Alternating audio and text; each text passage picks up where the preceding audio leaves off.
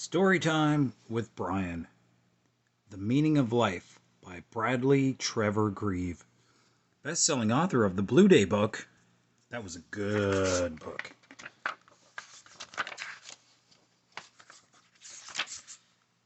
Halt! Whoa, stop right there. Before you read any further, there's something you really should know.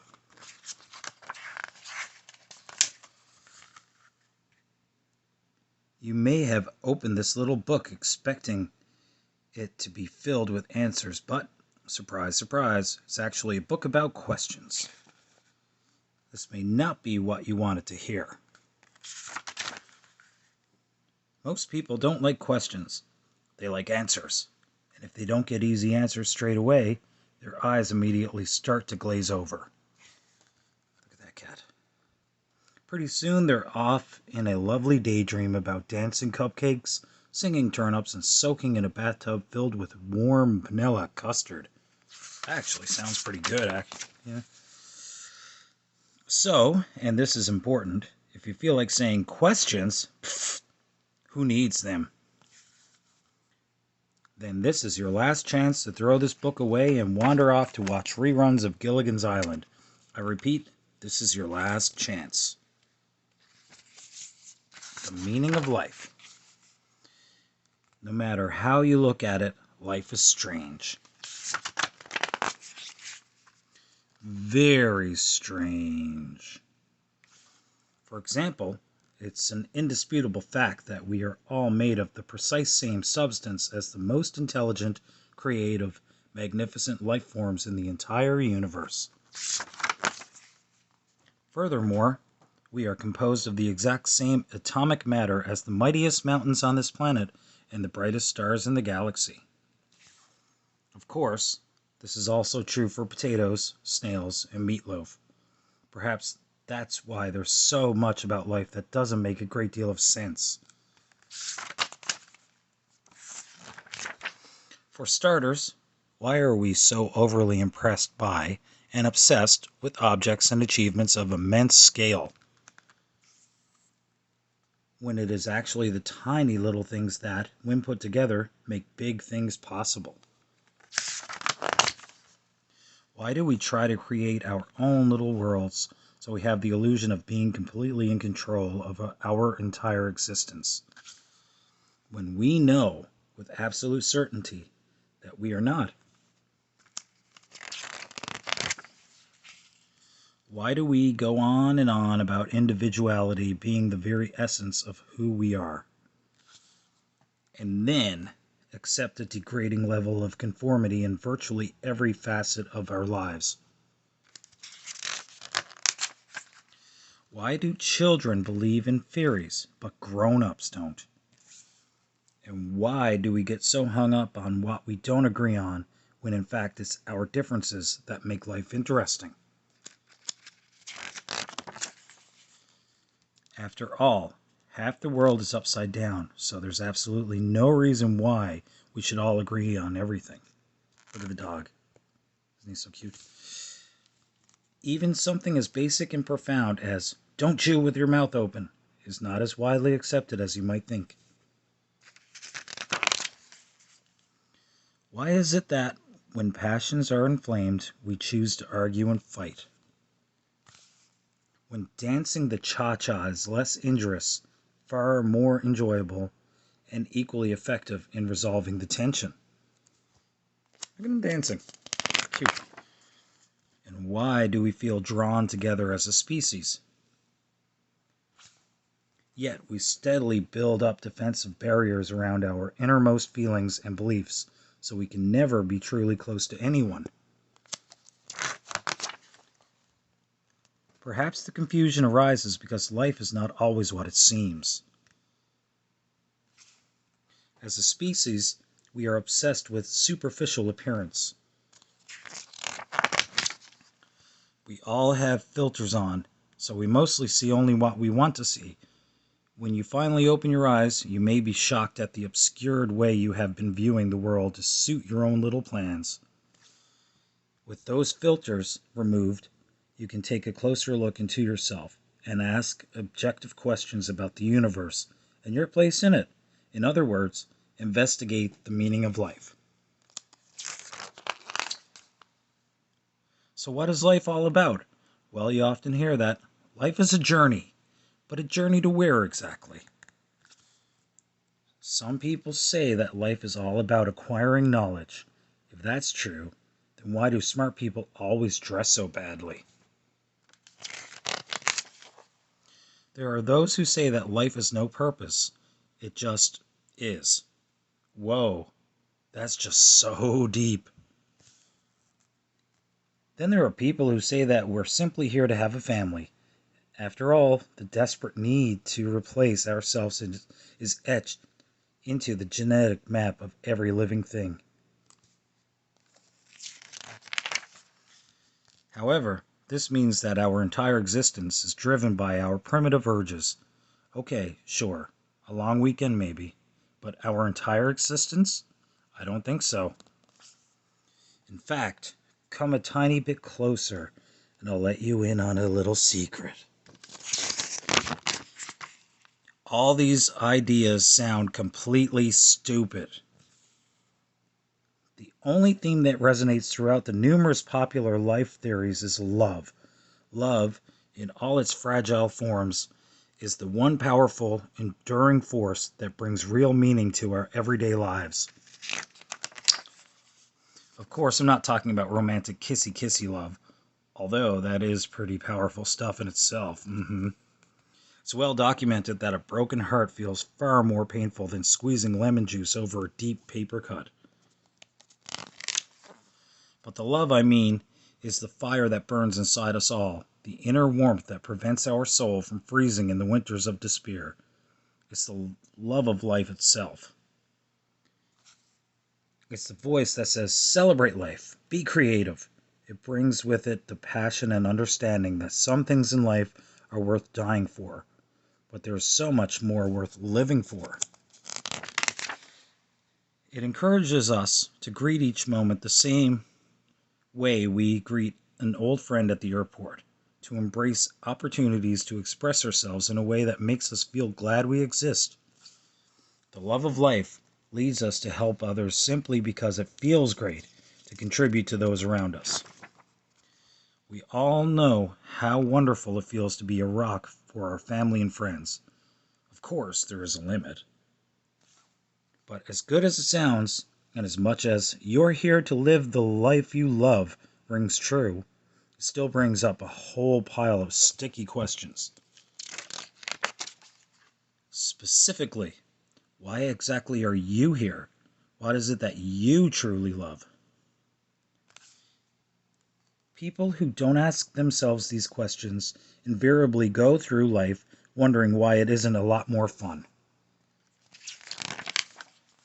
They often feel they've been left behind, or they can't quite put it into words, but they sense that something just smells a little funny. The truth is that often we're so focused on what we are doing that we lose sight of where we are going. But what are we actually doing? The modern world is filled with questionable distractions, deadlines, and priorities.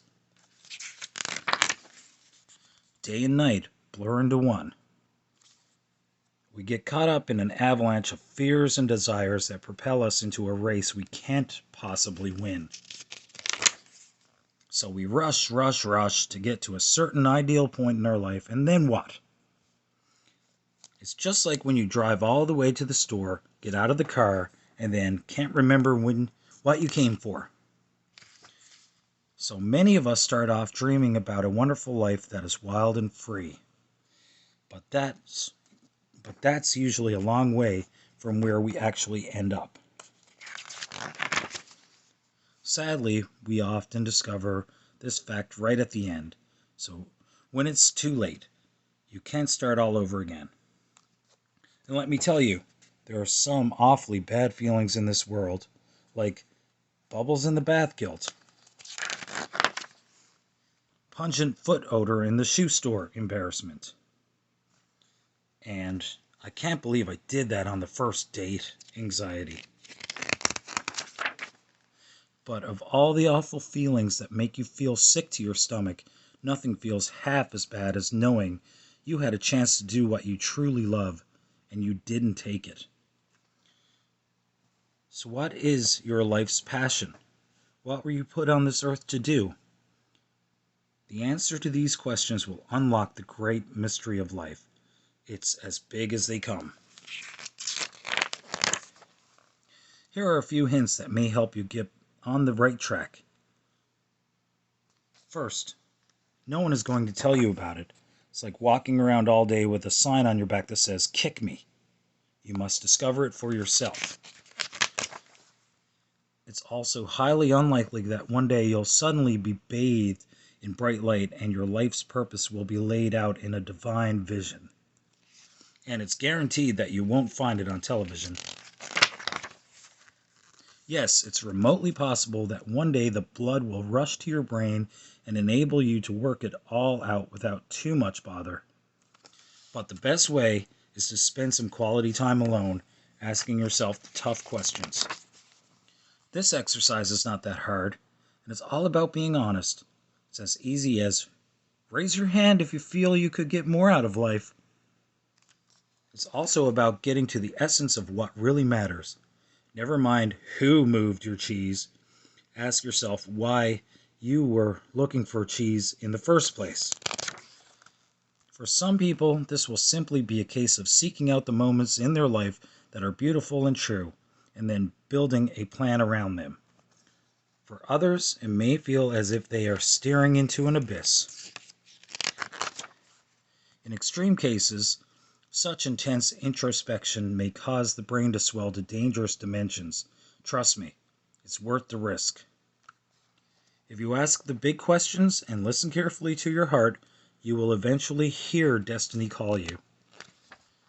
A little voice, call it your conscience, your inner self, or your internal mother-in-law, will always tell you the truth if you are prepared to hear it. At first, you may only become aware of how your life has been stuck in a rut. Hey, join the club. Then you may realize what you really want, but you just can't quite make it happen. Pretty soon, though, it will hit you right between the eyes, just like when you're halfway to the beach and suddenly remember that you left the iron on at home. Uh-oh. And when you know, or even suspect you know, what you should be doing with your life, then do it. Take a wild leap in the dark if you have to. Then hit the ground running because you don't have a second to lose. In spite of our feelings of invincibility and immortality, our existence is far more tenuous than we might think. Tenuous. Our existence is far more tenuous than we might think. Place your hand over your chest and feel your heartbeat. That is actually your life clock ticking, counting down the moments you have left. One day it will stop. That is 100% guaranteed, and there's absolutely nothing you can do about it. So you can't afford to throw away a single precious second. Go after your dreams with energy and passion, or you may as well stand back and watch them wash down the drain. If you waste your life sitting on the fence, you'll end up going nowhere in the brief time you have left. And then, of course, there's a dangerous risk of splinters in delicate regions. As they say, you can't cross the chasm in 2 small leaps. It takes courage and commitment to live your dreams. Of course, one needs to remember where courage ends and stupidity begins. The truth is, we are all born with potential, greatness, and blessed with numerous opportunities to soar to dizzying new heights. But sadly, many of us are too lazy, too concerned about what others might think, or too afraid of change to ever stretch our wings and realize our tremendous talents. It's so important that you just do your own thing, whatever makes you truly happy, and do it as best you can.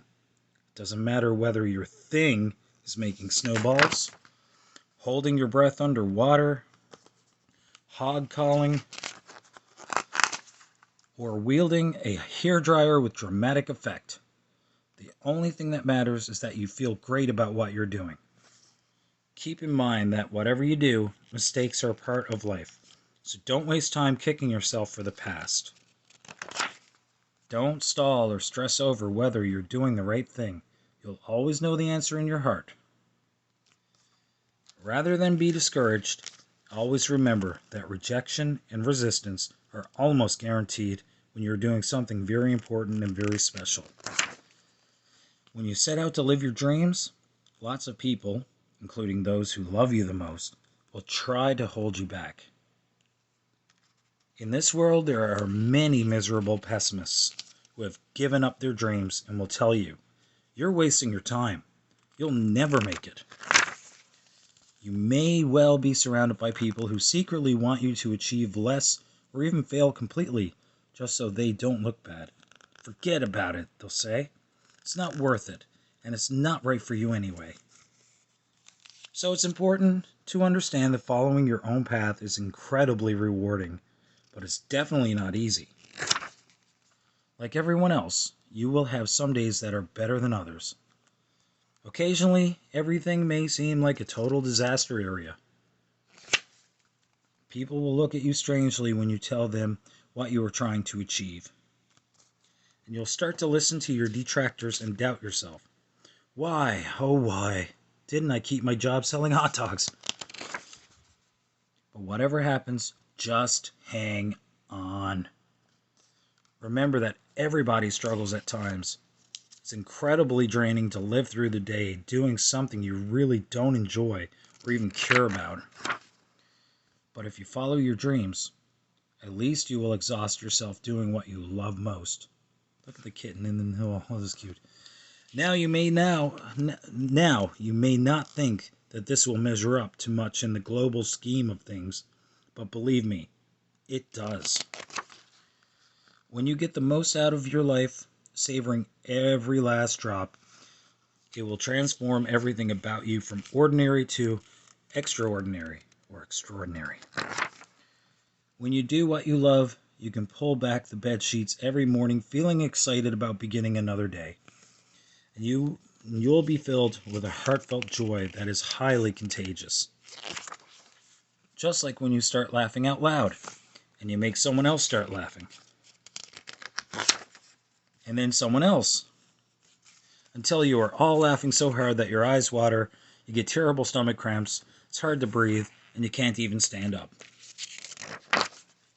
But best of all, by doing the things that make your whiskers curl up with delight, assuming, of course, that you actually have whiskers, you will inspire someone else to go after their dreams. And that, my friend, is how you change the world. You know what? Even you make big mistakes. If you're wrong about almost everything, you'll still enjoy an amazing, fun-filled life adventure. You will go to sleep at night knowing you gave your all and made a difference. And wake up each day looking forward to a future that is as beautiful and exciting as you can imagine. You know something else? If you just listen to your heart and use your head,